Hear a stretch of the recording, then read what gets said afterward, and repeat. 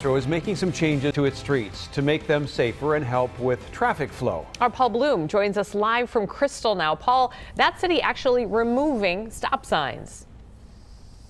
Hey, Amy, Randy, this is interesting. Crystal trying something new here, awfully unique across the metro as far as we can tell, and it involves stop signs through its residential neighborhoods. In some cases, absolutely doing away with them, but in others, converting over here, putting up yield signs instead. Over the last few years, the city of Crystal has attempted to transform the flow of vehicles through its residential neighborhoods, with particular focus on traffic controls at its intersections.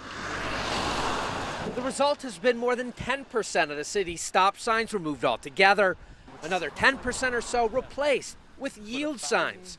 The yield makes sense. Resident Albin Andelshak, with 3 kids, reports he much prefers the yield, explaining his neighborhood used to have a glut of stop signs that drivers seem to ignore or cheat.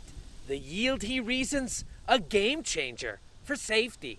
You have less of people just periodically rolling through or even blowing through stop signs, which I, of course, still see, but it seems to be less. Across town, it is a much different sentiment. We're without a stop sign. I want my stop sign back. This in-home daycare provider tells me Corvallis Avenue in her neighborhood has become a dangerous racetrack with the conversion to yields.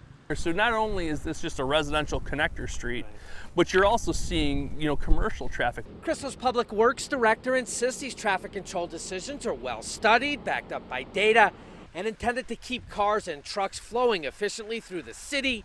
But they need help from drivers to respect the new signage and the 30-mile-an-hour speed limit. So if we don't need to have regulations from a traffic control that don't make sense, we don't want to do that for them.